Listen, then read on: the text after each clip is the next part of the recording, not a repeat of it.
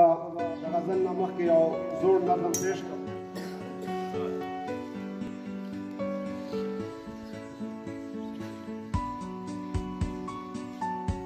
د وطن په مینه مست هر زلمي ته مې سلام، د وطن په مینه مست هر زلمي ته مې سلام، او په نامه د پاکستان هر فوجي ته مې سلام.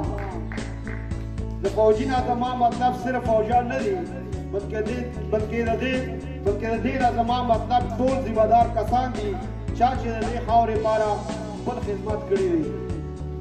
د وطن په مینه مست هر زلمي ته مې سلام، په نامه د پاکستان هر فوجي ته مې سلام. او د خپل ځان نه بې پروا نه په ځان نه په جهان، تر قیامته به ژوندي وي شهیدان د پاکستان.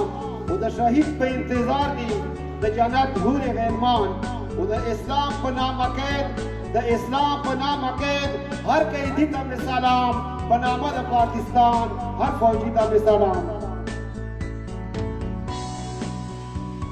او مور او پلار ته یې سلام، قدردان دي قدردان په دې خاوره قربان شوي د سکولونو ماشومان، تر قیامته به ځلیږي لکه ستوري د اسمان.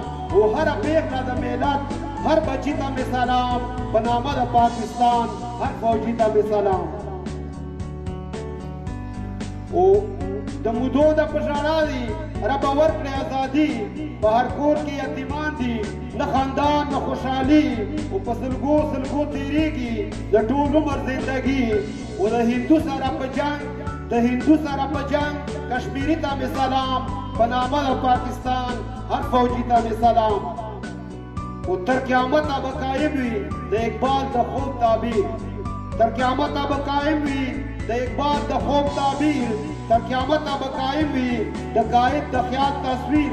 او تر قیامته به قایم وي د یووالي دا زنجیر. او مکمله د چمن د سپرلي ته مې سلام، په نامه د پاکستان هر فوجي ته مې سلام. اوس به تا یو غزل باندې کوم چې په خیال کې مې ځواني راغله زلمی شوم، چې په خیال کې مې ځواني راغله زلمی شوم. او پاڼې د خزان وم بیا سپرلی شوم. او د هجران تریخه سویلي یې رانه هېر کړل، د هجران تریخه سویلي یې رانه هېر کړل. او د وصال په شپه خوبونو ته مسکی شوم. او نور مې یو اشنا په ژوند کې پاتې نه شو، نور مې یو اشنا په ژوند کې را پاتې نه شو. او رانه مزه یا غمه لیونی شوم. او د شپېلۍ په ژبه حال د زړګي وایم، د شپېلۍ په ژبه حال د زړګي وایم. او اوس په شاړو غرونو ګرځم شپونکی شوم. او ملنګۍ کې مې حاصله بادشاهي کړه، ملنګۍ کې مې حاصله بادشاهي کړه. او د اشنا د لاس په ګوته کې تمای شوم. او یار د خپل صفت نه زه یې منې کړی، یار د خپل صفت نه زه یې منې کړی. او اوس په ګوتو اشارې کوم ګونګی شوم. او په مجبر کې یې پروت زه مکمل یم، په مجبر کې یې پروت زه مکمل یم.